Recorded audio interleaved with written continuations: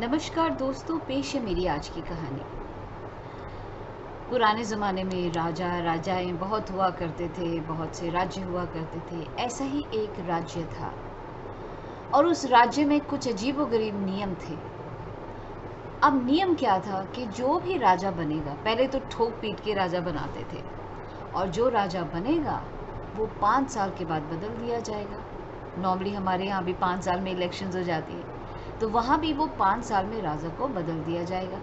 लेकिन जब इस राजा को बदला जाएगा तो जो प्रेजेंट राजा है उसको जंगल में छोड़ दिया जाएगा। अब आगे उसकी किस्मत है कि वो जंगल में क्या करता है, यानी कि उसका जो कार्य है वो राज्य में समाप्त हो गया। लोग उसे दोबारा नहीं मिलना चाहते क्योंकि नया राज्य आ गया है, तो उसे वो जंगल में छोड़ आते थे।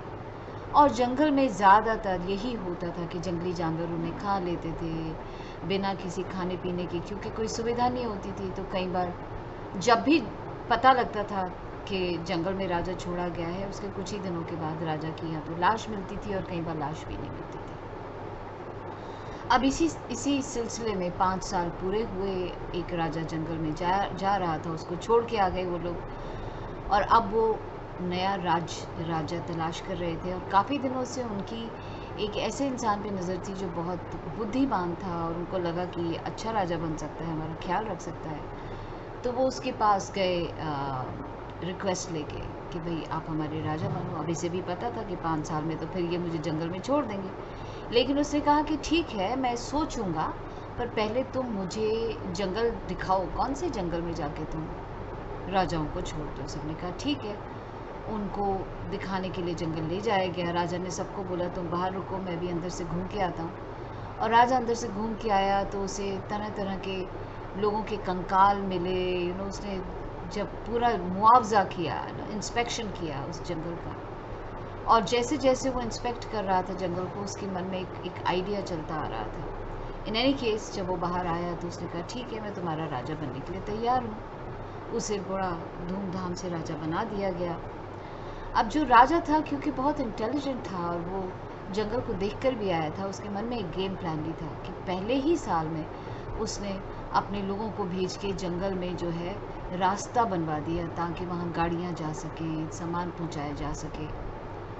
दूसरे साल में उसने जंगल के सारे पेड़ कटवा के ज़्यादा से ज़्यादा उसको फ्लैट करवा दिया, ताकि जंगली जानवर वहाँ से चले जाएं। और जो जंगली जानवर बचे भी थे उन लोगों को या कैद कर लिया गया ज़ू में डालने के लिए, या आधे से ज़्यादा तो चले ही गए थे, या उन्हें मार दिया गया। उससे अगले साल में राजा ने वहाँ खेती बाड़ी करनी शुरू करी, और वहाँ पे फल फूल वगैरह उगाने शुरू कर दिए थे, जो जो खाली प्लॉट्स थे।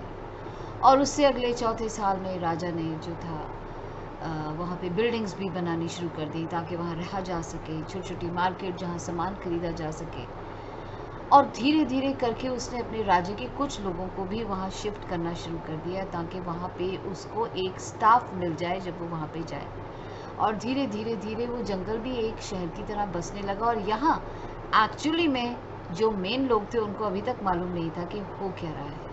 5 साल पूरे हुए और सारा का सारा शहर निकल के आया इस राजा को बिठा के घोड़े पे, ताकि इसको अब जंगल में छोड़ के आया जा सके। क्योंकि नॉर्मली हर 5 साल में जब राजा को छोड़ने जाया करते थे तो राजा के चेहरे पे हमेशा डर होता था कि भाई अब वो जंगल जा रहा है तो अब क्या होगा। लेकिन इस राजा के चेहरे पे शिकन तक नहीं थी। पूछा गया कि राजा आपको डर नहीं लग रहा, आपको हम जंगल में छोड़ने जा रहे हो? तो राजा मंद मंद मुस्कुराए और उन्होंने कहा कि तुम क्या समझते हो, तुम ही मुझे कहते थे ना कि मैं बुद्धिमान हूँ, तो मैंने अपनी बुद्धि लगा के अपने जंगल में रहने का पूरा इंतज़ाम कर लिया। अब तो मुझे चाहे जंगल छोड़ो ना छोड़ो कोई फ़र्क नहीं पड़ता, क्योंकि मेरे लिए वो दूसरी दुनिया ऑलरेडी वहाँ तैयार हो चुकी है। और फिर खुशी खुशी उस राजा को जंगल में छोड़ा गया। लोग देखकर हैरान हो गए कि ये तो वाकई में एक बहुत बड़ा शहर बन गया है। और धीरे धीरे कुछ उस राज्य के लोग भी वहाँ शिफ्ट होने लगे। और इवेंचुअली, जिसको कहते हैं ना कि दोस्तों की ज़िंदगी में it is all up to you, या तो आप हार मान के बैठ जाएं, या आप उस नेगेटिव सिचुएशन को भी किसी तरीके से पॉजिटिव करें, और ये आपके अपने हाथ में है।